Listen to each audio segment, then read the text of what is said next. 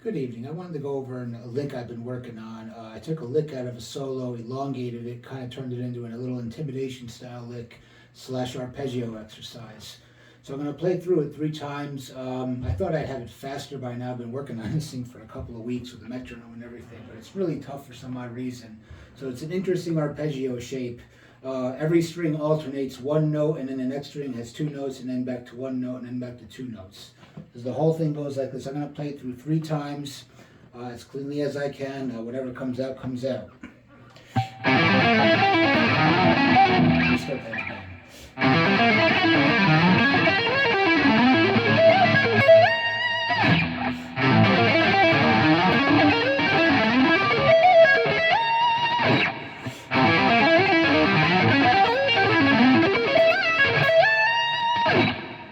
That's it, and if you couldn't tell, I pulled it out of the Tornado Soul solo with this little lick here.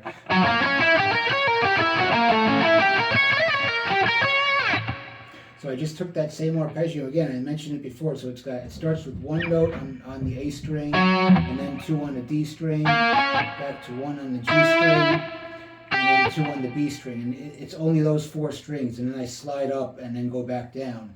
So in this position, it starts out on F sharp. So again, this is an F sharp. I believe it's a minor 7th because it's got an E in there. So it goes 9 on the A string, and then 8, 11 on the D, 9 on the G, and 8, 11 on the B. So that's the only pattern. And what Marty did was he played it in the F sharp position and then pulled it up to the A position in A. So the solo, the chords are going like this.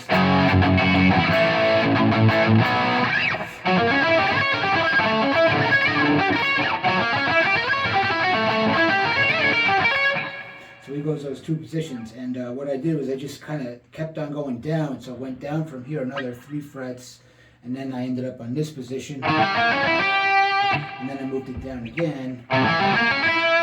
So I just started there, and I'm not sure of the exact theory behind going up every 3 frets. I'm sure it's connected somehow, but I don't know offhand.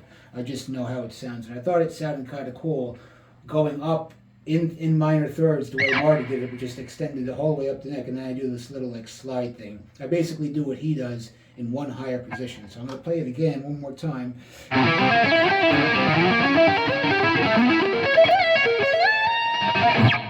Slowly. Again, if you notice, it's just that same pattern over and over again, sliding ups.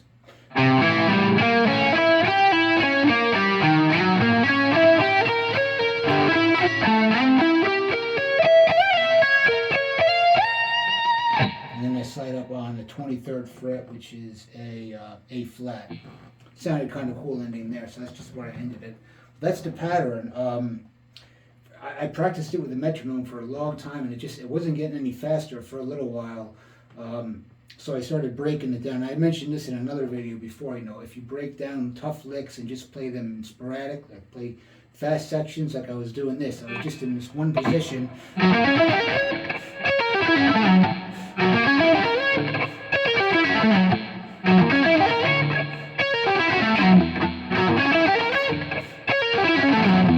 Broke it down like that, and I just kind of did that. I did the whole exercise like that.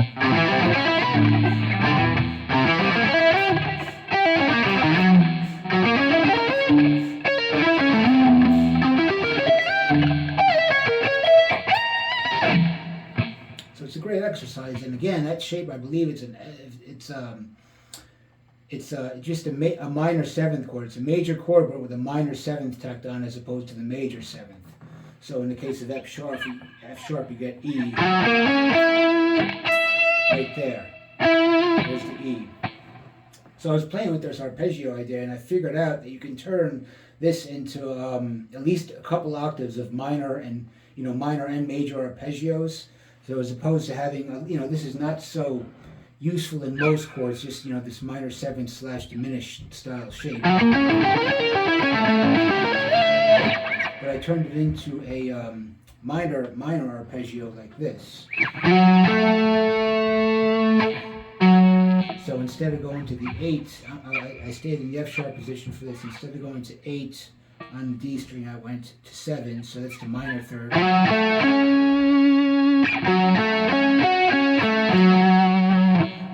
it starts out on 1, and we go to 2, and then 1 on this string, and then this string goes to 2.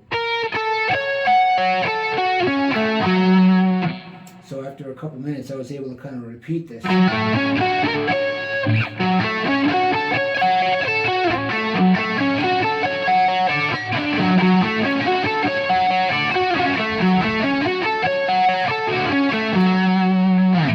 Just after a couple minutes, so I just started working on it. That's kind of a cool shape. If you get that fast, that would sound really nice. And also, I turned it into a major shape. So it starts out, that arpeggio starts out with a major triad.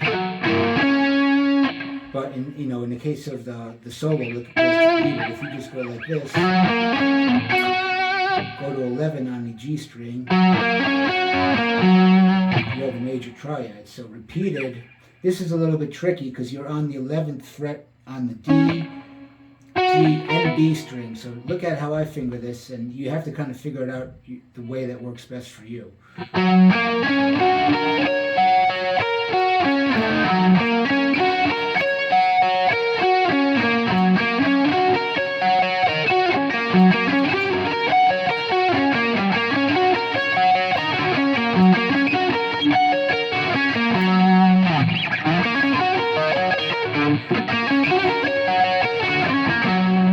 That's a cool major shape, and again the minor shape. I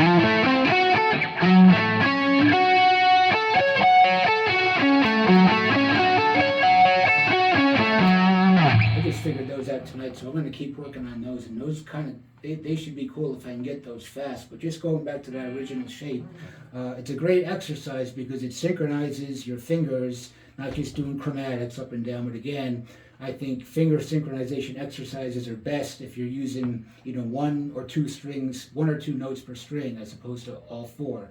You're just kind of running subconscious, clocking exercises with chromatics. But if you do this, it challenges your fingers to stay in sync because you have to pick every time you're fretting a note. The only thing I'm doing differently is on the top here, I'm just pulling off.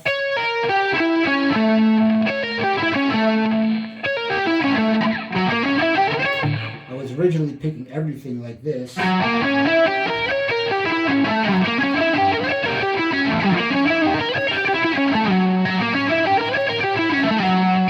I figured out if I pull off, it gives my picking hand just a moment to reset, and then I can catch the rest of them kind of clean, a little bit cleaner going back down and then back up in the next position. So if I pull off on the top here and just give my picking hand just that second, I can resync, and it kind of makes me accurate, going back down and up in the next section.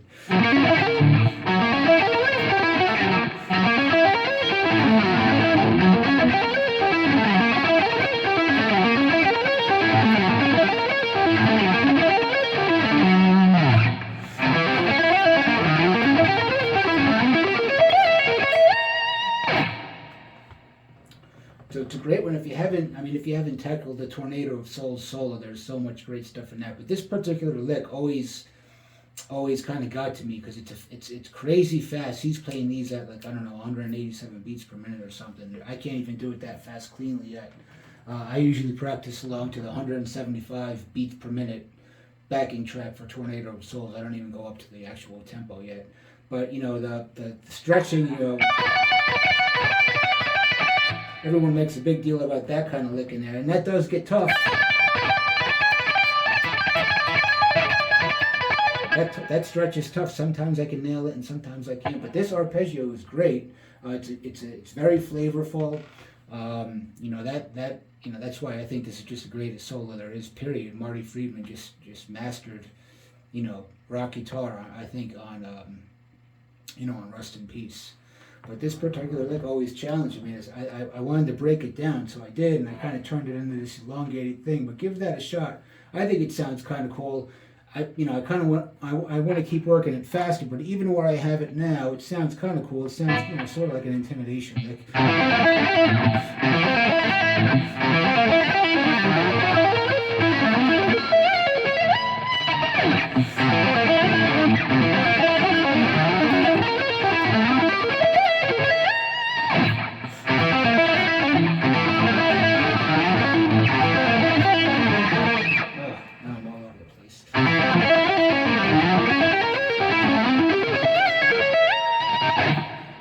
to keep working on. I want to get that shape faster.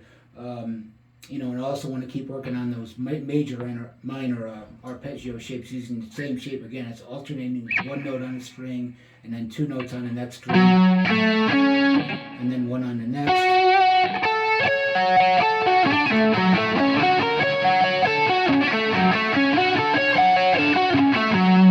That's just after a few minutes of figuring that out. So it's kind of intuitive to play that shape. So I think if I keep working on that can get pretty fast. So it's an interesting shape.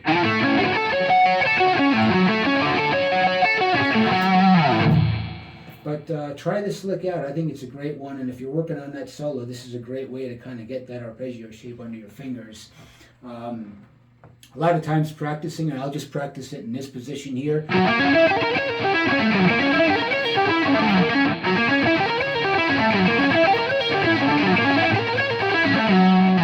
I have, off and on kind of carpal tunnel syndrome, so doing those shapes on these lower frets is kind of challenging. So if I just keep beating myself up down here, eventually I'm going to start feeling my tendons. So just for the practices of getting the shape down and building up tempo, I stick up to the higher register just because I think it's easier. So if you have that problem, a little carpal tunnel, I would probably suggest the same thing.